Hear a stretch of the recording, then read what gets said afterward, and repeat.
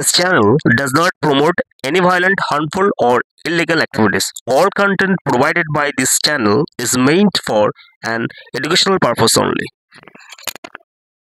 নমস্কার বন্ধুরা, all in one YouTube চ্যানেলে তোমাদের সকলকে স্বাগত। তো বন্ধুরা,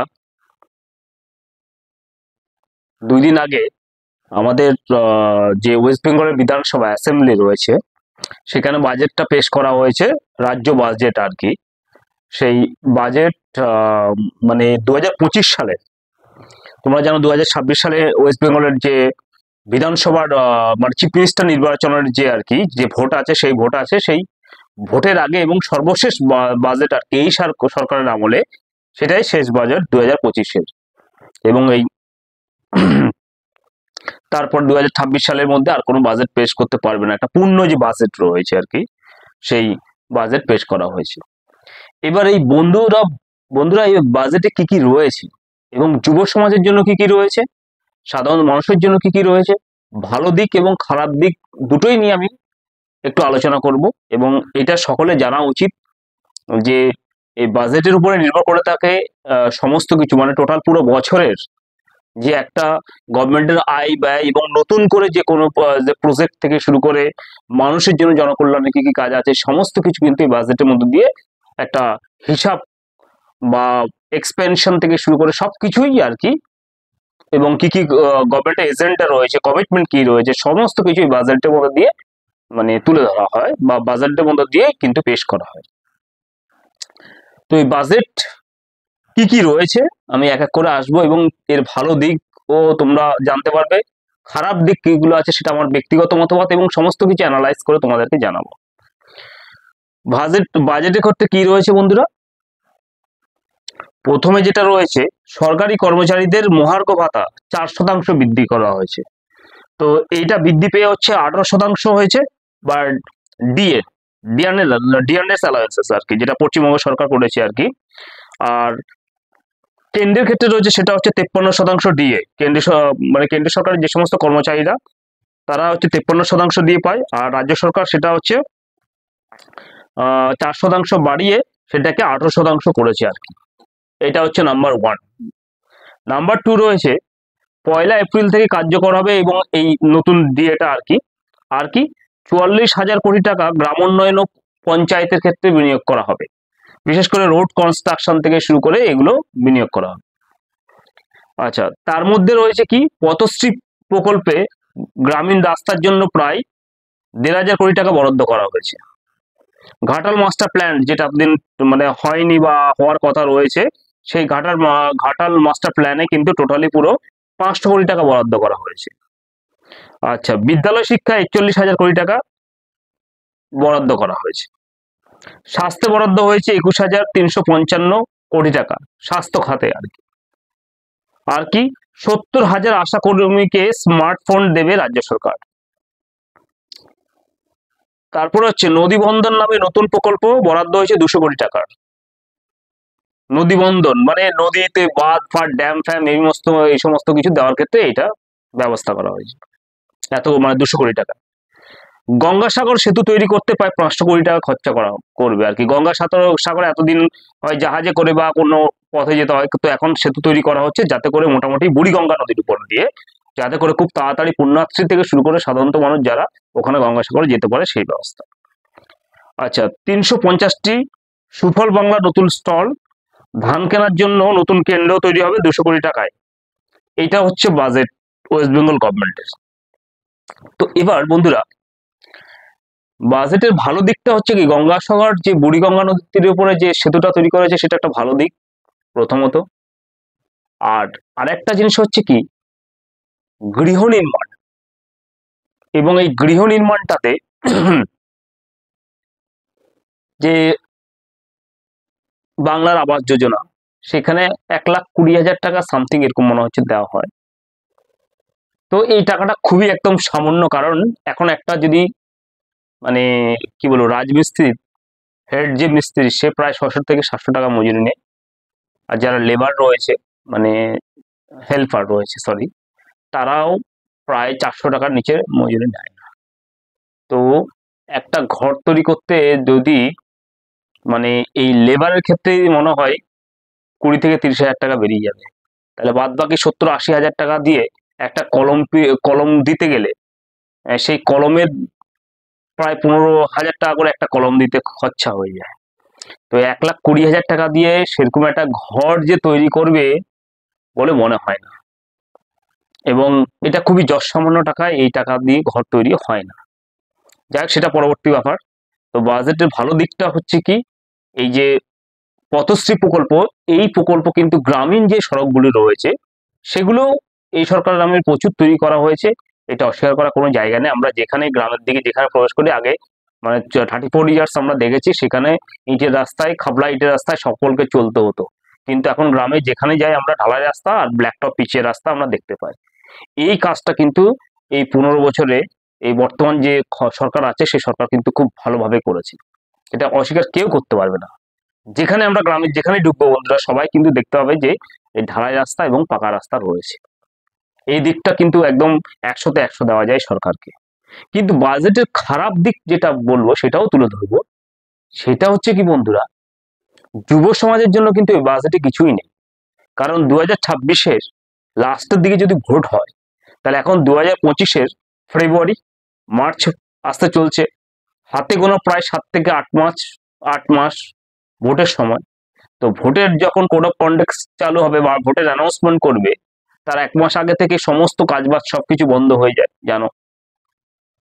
তো হিসাব মতো বর্তমানে কিন্তু এখনো কোনো চাকরির নোটিফিকেশন বা কোনো কিছুই বেরোয়নি, আর বেরোবেও বলে মনে হয় না। এবছর WBCS এর মতো পরীক্ষা পর্যন্ত হয়নি, যেটা সত্যকে সবাইকে তুলে ধরতে হবে। আমি সরকারের ভালো দিকটাও তুলে ধরেছি, যে রাস্তা, মানে বিগত 34 বছরে কোনো রাস্তা হয়নি, ঘাট হয়নি, শুধু ইটের রাস্তায় মানুষকে হাঁটিয়েছিল এই বামফ্রন্ট এর সরকার আর কি। কিন্তু বর্তমানে এই টিএমসিপি জামানায় কিন্তু প্রত্যেকটা গ্রামের মানে অলিগলিতে কিন্তু পাকা রাস্তা এবং ঢালাই রাস্তায় আমরা দেখতে পাই, এটা অস্বীকার করার কোনো জায়গা নেই। এই দিকটা খুব ভালো করেছে। কিন্তু যে গৃহ অর্থাৎ বাংলার যে আবাস যোজনা, সেখানে 1,20,000 টাকা দিয়ে এটা কিন্তু কোনো বাড়ি হয় না। এখন যা দ্রব্যমূল্যের বাজার, ইট বালি সিমেন্টের যে হিউজ পরিমাণে দাম, মিস্ত্রি লেবারের যে দাম রাজমিস্ত্রির, তাতে করে 1,20,000 টাকা একটা মানে রুম ঠিকঠাক করে হবে না। এটা তো একটা খারাপ দিক হলো গৃহর ক্ষেত্রে।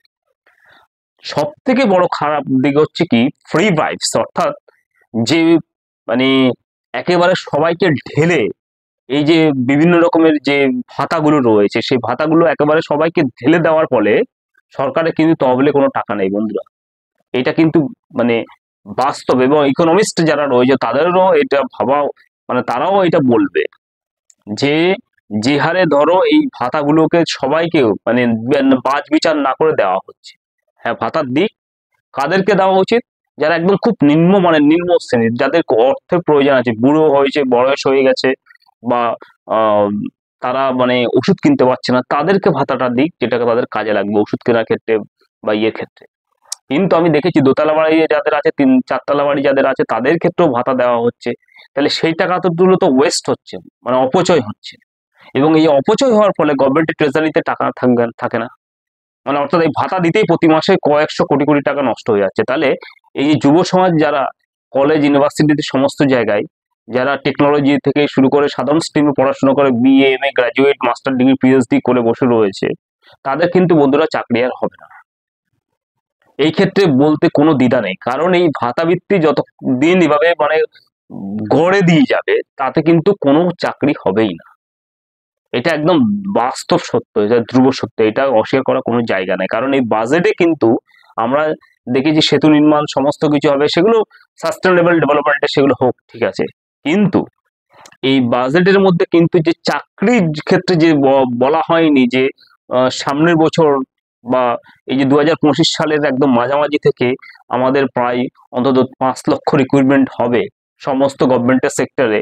সেখানে গ্রুপ ডি থেকে এসি যা ডিপার্টমেন্ট সমস্ত নিয়োগ, পুলিশে নিয়োগ হবে, ডাক্তারদের নিয়োগ করা হবে, তারপরে তোমার সাধারণত যে নিয়োগগুলো রয়েছে বিডিও এসডিও প্রত্যেকটা ডিপার্টমেন্টে নিয়োগ হবে। সেই কিন্তু কোনো এজেন্ডা বা কোনো কিছু মানে শিডিউল কিন্তু বাজেটে বলা হয়নি কর্মসংস্থানের ব্যাপারে।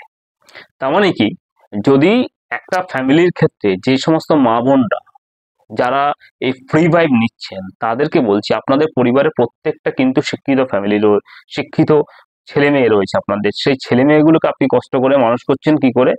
হ্যাঁ, কোনো একটা ভাতা নিয়ে তার হয়তো টিউশন ফিটা দিচ্ছেন মনে করলাম, কিন্তু আপনার ছেলে মেয়েটা যখন গ্র্যাজুয়েশন, তার master degree, MA, BA, BEd, BSc, MSc সমস্ত কিছু, ফিজিক্সে অনার্স, কেমিস্ট্রিতে অনার্স, ম্যাথামেটিক্সে অনার্স, ইংলিশে অনার্স, জিওগ্রাফিতে অনার্স, বা কোনো টেকনোলজি নিয়ে পড়াশোনা করছে, বিএ, মানে এমবিএ, বিবিএ, বিসিএ, অথবা কম্পিউটার অ্যাপ্লিকেশন থেকে শুরু করে যাবতীয় আইটিআই থেকে শুরু করে এগুলো করে বসে থাকবে এবং বেকার আপনার সামনে ঘুরে বেড়াবে, তখন কি আপনার ওই 1,000 টাকা, 1,500 টাকা, হয়তো দেখা গেলো 1,000 টাকা এখন যেটা রয়েছে সেটা 1,500 টাকা হতে পারে, সেই 1,500 টাকা আপনি মানে আপনার চলে যাবে না, আপনি কোন দিকে তাকাবেন? 1,000 টাকা, 1,500 টাকা, হ্যাঁ, সেটা থেকে আপনার সংসার চলে যাবে, নতুবা আপনার ছেলে যে যে যে এত হাই এডুকেটেড আপনি করেছেন, যে স্বপ্ন দেখেছিলেন একটা গভর্নমেন্ট সার্ভিস করবে এবং আপনাদের পরিবারের হাল ধরবে, হ্যাঁ, তাহলে সেই ছেলেটাই যখন চাকরির ফর্মই বেরোচ্ছে না,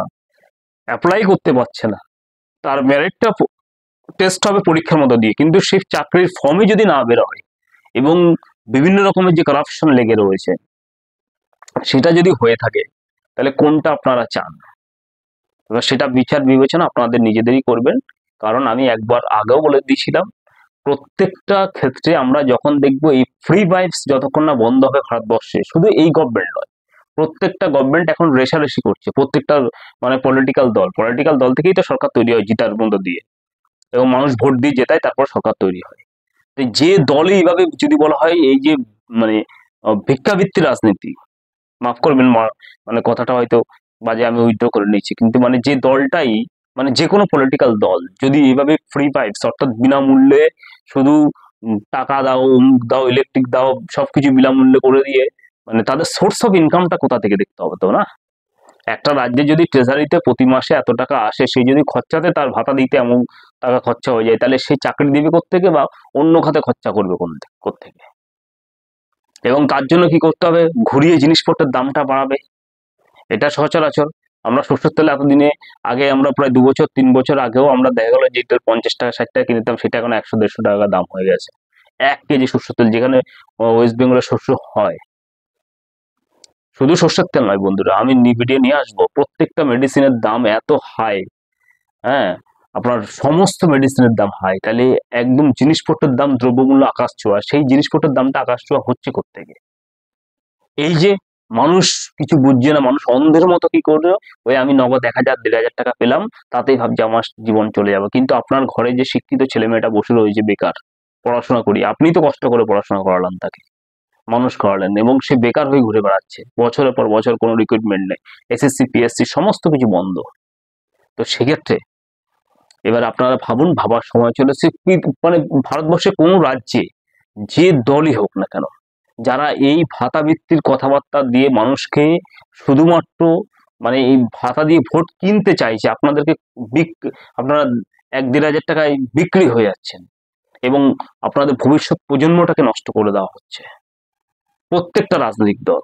সেটা আপনারা ভাবেন, যেই রাজনৈতিক দল এই সমস্ত ভাতা ভিত্তিক বলবে, ভোটের আগে বিভিন্ন রকম ভাতা বাড়ানোর কথা বলবে, আজকে হয়তো 1,000 হয়েছে, কালকে 1,500 টাকা করে দেবে, তাই আপনাকে 1,500 টাকা করে দিল, 1,500 টাকা দিয়ে আপনাকে পুরো কিনে নিল, গোলাম হয়ে গেলেন আপনি, আর আপনার ঘরের সন্তান, হ্যাঁ, এমএ, বিএসসি, পিএইচডি করে সে বেকার থেকে গেল বছর পর বছর। তাহলে দোষটা কার?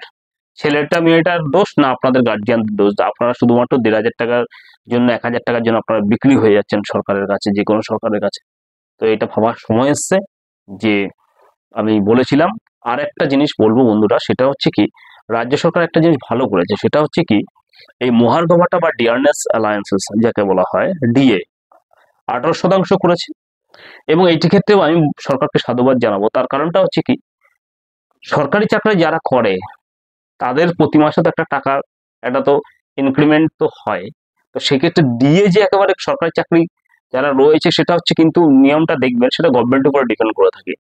তো গভর্নমেন্টের যে কর্মচারীরা কতটা যে কি কাজ করে সেটা আপনারা সবাই জানেন। সরকারি অফিসে গিয়ে যে পরিষেবাটা আমরা পাওয়ার কথা, তার মানে তিল ছুটুকু আমরা পাই না। অথচ একটা প্রাইভেট সেক্টরে আপনি কাজ করতে যাবেন, হালকা পয়সা দিলেও সেই কাজটা কিন্তু আপনার সঙ্গে সঙ্গে দেনা হয়ে যায়। তাই সরকারি কর্মচারীদেরকে এইভাবেই মানে একেবারে হিউজ পরিমাণ মাইনা বাড়ি দিয়ে, স্যালারি বাড়ি দিয়ে, সেটার থেকে আমাদের যে বর্তমান গভর্নমেন্ট যেটা করছে সেটা ভালোই করছে, 18% দিয়ে করেছে, এদের ঠিকই রয়েছে। কারণ যেরকম যারা পরিশ্রম করবে সেই অনুযায়ী তাদের আস্তে আস্তে দিয়ে বাড়ানো উচিত। কিন্তু কেন্দ্রীয় সরকার এই দিক থেকে একটা খুব বাজে জিনিস করছে, সেটা হচ্ছে কি, 8তম পে কমিশন কিন্তু চালু করেছে। সেখানে একটা যে গ্রুপ ডি কর্মী 50,000 টাকার উপরে টাকা, সেই টাকাটা কোত্থেকে আসছে? মানুষের উপরে মানে অত্যাধিক জিনিসপত্রের দাম বাড়িয়ে সেখান থেকে ট্যাক্সটা নিয়ে আবার এই সরকারি কর্মচারীদের দিচ্ছে কেন্দ্রীয় সরকারের, যেখানে প্রত্যেকটা কেন্দ্রীয় সরকারের দপ্তরে হোক বা রাজ্য সরকার দপ্তরে গিয়ে দেখুন, আপনারা এটা কোনো কাজ করেন, এরা ঘুমায়, এবং পরিষেবা এদের কাছ থেকে পাবেন না। একটা কোনো কিছু কারেকশন করতে গেলে আপনাকে 10 বার ছুটতে হবে প্রত্যেকটা সরকারি দপ্তরে। এইভাবে করে করে কিন্তু আপনার তবু কাজটা উদ্ধার হয় না। তো সেক্ষেত্রে এই 53% কেন্দ্রীয় সরকারের দিয়ে বাড়িয়েছে কেন্দ্রীয় সরকার, সেন্ট্রাল গভর্নমেন্ট। এইটা কিন্তু উচিত নয় একজনের। যদি এই মানে সেক্ষেত্রে যারা তাহলে ডে লেবার, তাদের জন্য তো কিছু করা উচিত। যারা দিন আনে দিন খেতে পারে না, সেই সমস্ত লেবারদের তো মাইনা বাড়েনি।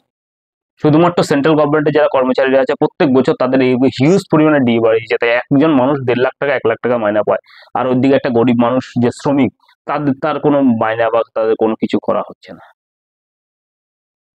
তো এই ক্ষেত্রে আমি রাজ্য সরকারকে সাধুবাদ জানাবো যে তারা 18% যে ডিএটা করেছে সেই জিনিসটাই বহাল রেখেছে, এবং সেটাই উচিত। তার কারণটা হচ্ছে কর্মচারীরা এবং যে সরকারি কর্মচারীরা যে কতটা যে কাজ করে সেটা আমাদের সাধারণত পাবলিকের ভালো করে জানাই আছে। তো বন্ধুরা, সবাই সচেতন হন, এবং সচেতনের মধ্য দিয়ে কিন্তু আজকে আমাদের দেশ, রাজ্য সমস্ত কিছু সচেতন হবে। যারা যারা এই সমস্ত যে সমস্ত পলিটিক্যাল পার্টিরা ভোটের আগে নানান রকমের বলে যে অমুক দিয়ে দেবো, তমুক দিয়ে দেবো, ফ্রি, হ্যাঁ, ভাতা বাড়িয়ে দেবো, এগুলো এই ক্ষেত্রে যারা বলবে, যে দলই হোক, তাদের কিন্তু কোনো ভোট নয় বন্ধুরা। কারণ একটা ভোটের মধ্যে দিয়ে আপনার ভবিষ্যৎ প্রজন্মের সমস্ত কিছু নির্ভর করে থাকে। তো বন্ধুরা, আজকে একটুখানি ভিডিওটা ভালো লাগলে শেয়ার এবং সাবস্ক্রাইব করবে। ধন্যবাদ।